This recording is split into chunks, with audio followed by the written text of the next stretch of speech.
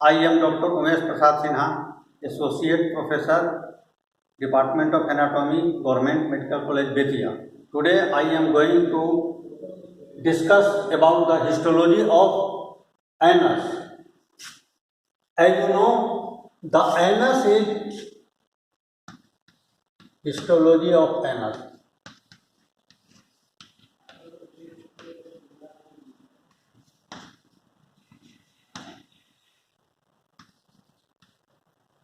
As you know, the anus is the terminal part of GIT.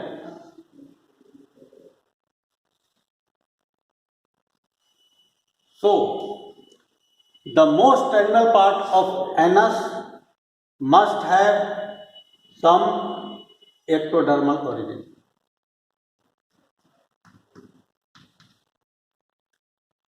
Anus, the length of anus is about 38 millimeter. Histologically, the upper 16 millimeter or 15 millimeter is histologically same. Rest 15 millimeter is transitional zone. Transitional zone.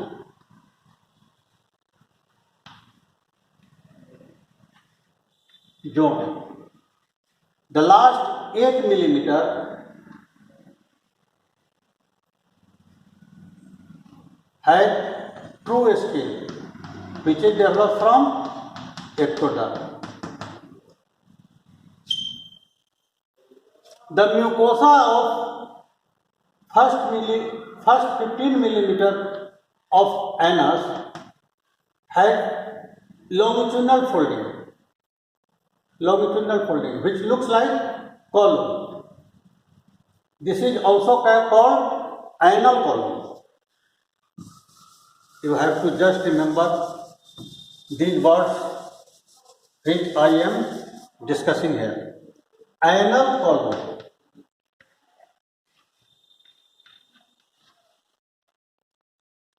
Anal column is nothing but this is longitudinal folding of upper 15 millimeter of anal canal.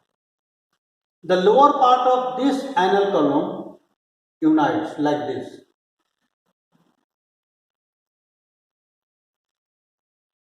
Which is called anal valve. Anal valve.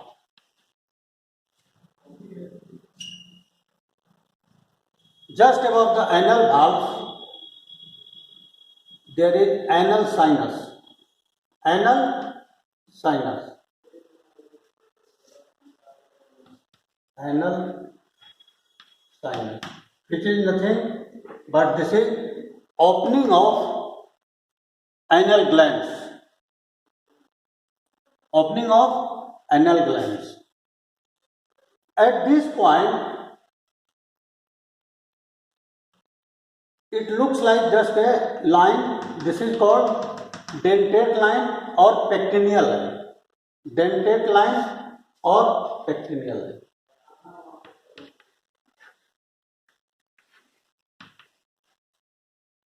Or pectineal line.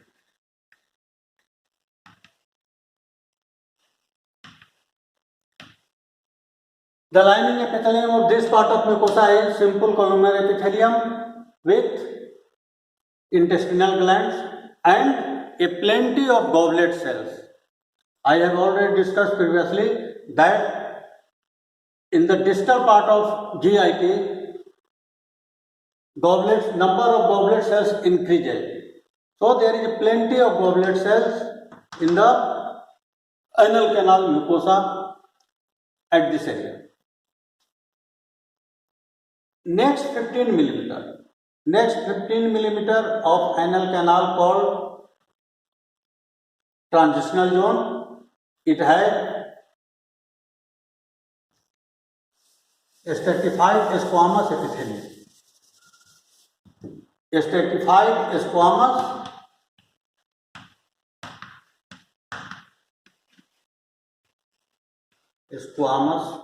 epithelium non-keratinized. Non-keratinized.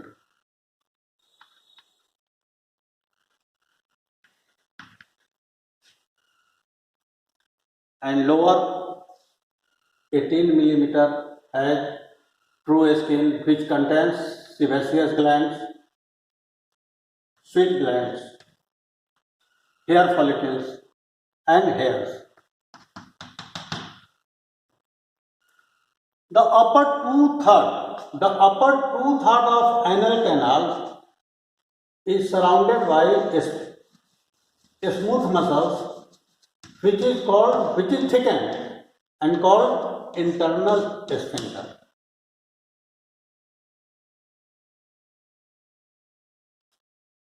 Just external to this, there is presence of skeletal muscle which forms external anal sphincter. Between these two layers, longitudinal conjoined muscles which has both smooth muscles and skeletal muscles. In this space between the internal anal sphincter and external anal sphincter, anal glands present. I have talked about the opening of anal glands. These anal glands actually present in between internal anal sphincter and external anal sphincter.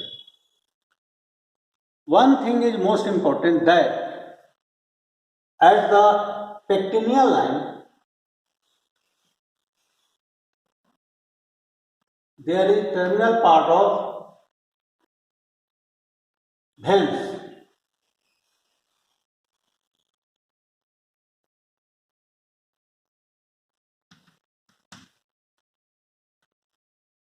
In some cases it is dilated, infected and bleeds. This is called internal hemorrhoid. All of you must heard the hemorrhoid which is called piles. This is the pathological condition when these veins which is connected with rectal vein, its terminal part dilated,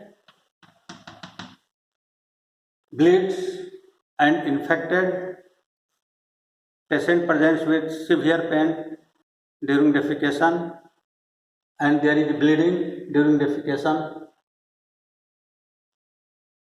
We diagnose it by proctoscopic examination. Proctoscopy is nothing but this is a simple instrument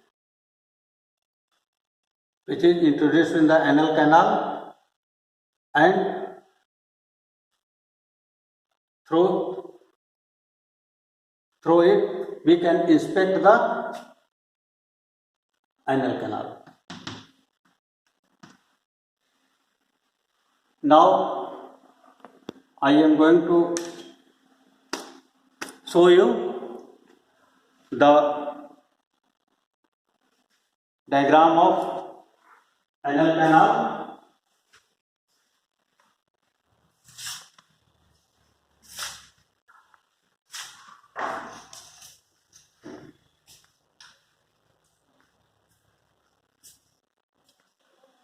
Now you can see the diagram of anal canal.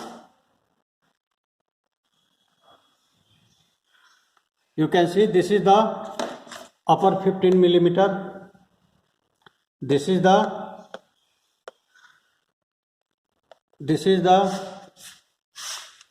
anal column and this is anal valves. Here opening of anal glands which is called anal sinuses. You can see this is the vein which is responsible for internal hemorrhoid. this is the transitional zone. This is a transitional zone. Lining epithelium is stratified as squamous, non-keratinized. And this is the last 8 millimeter, which is through skin. You can see the hair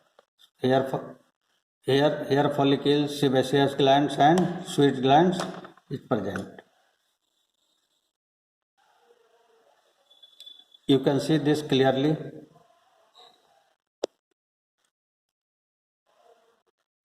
This is the part of rectum. In the rectum, you can see the longitudinal folds, which is temporary.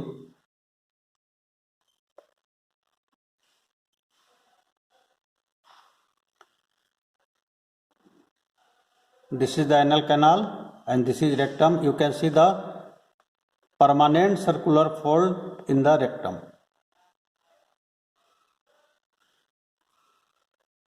See, this is internal sphincter and this is external sphincter. In between two, there is presence of anal glands.